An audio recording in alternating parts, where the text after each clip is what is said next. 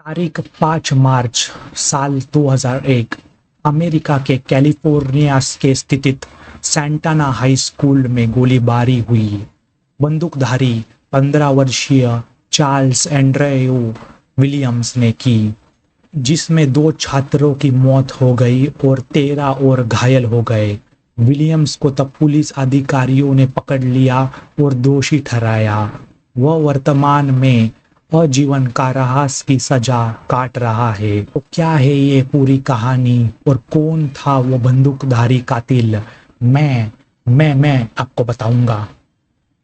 Charles Andrew Williams का जन्म 8 फरवरी 1986 में अमेरिका के मैरीलैंड में हुआ था, जो जेब और लिंडा विलियम्स के पहले संतान था। अपने परिवार में वो प्यार से एंडी या एंड्रयू के नाम से जाना जाता था।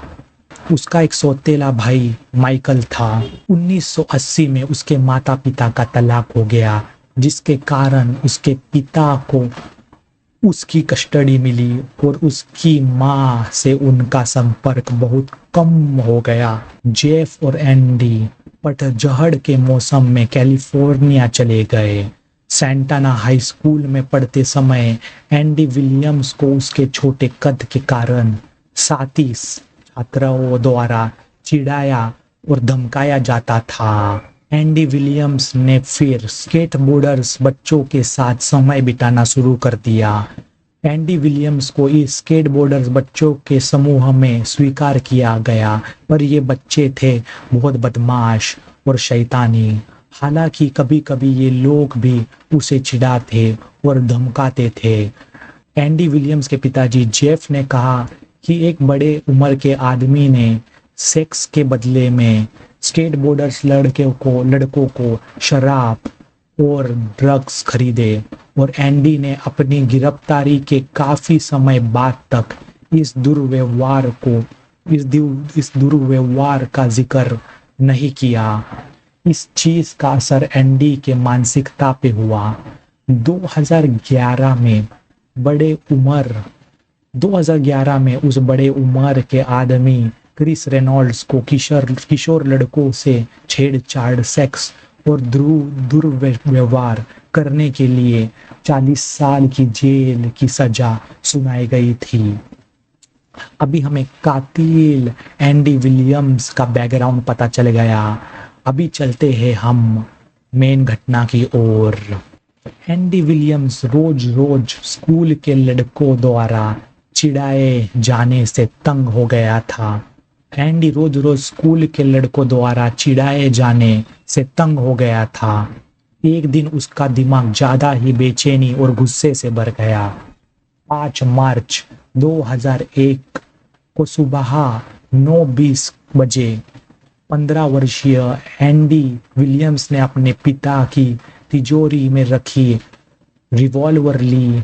रिवॉल्वर के साथ एंडी सैंटाना हाई स्कूल के लड़कों के बाथरूम में घुस गया और एक छात्र को घातक रूप से गोली मार दी। फिर वह बाथरूम से बाहर निकला और दूसरे छात्रों पर अंधाधुंध रिवॉल्वर से फायरिंग शुरू कर दी, जिससे एक और छात्र की मौत हो गई। एक गवाह के अनुसार विलियम्स बार बार बाथरूम से बाहर चला गया, गोलियां चलाई, फिर वापस बाथरूम में चला गया, और लोगों ने बताया कि विलियम्स ने एकदम व्यवस्थित तरीके से छात्रों का सामना किया और उन्हें गोली मार दी। छात्र और शिक्षक सुरक्षित बचने के लिए इधर उधर भागने लगे। कुछ ही मिनटों में स्कूल को बंद कर दिया गया। स्कूल के सिक्योरिटी सुपरवाइजर पीटर रुइज और एक टीचर टिम एस्तेज बाथरूम में घुसे और जांच की। सिक्योरिटी सुपरवाइजर पीटर को क्या लगा कि शायद ये पटाखों की आवाज है। शौचालय में घुसते ही एंडी विलियम्स ने पीटर को कंधे में एक गोली मारी। जैसे पीटर भागने के लिए मुड़े, पीटर के पीठ में 2 और गोलियां लगाई और टीचर टिम की पीठ में एक गोली लगी जो उसके पेट से होकर निकल गई।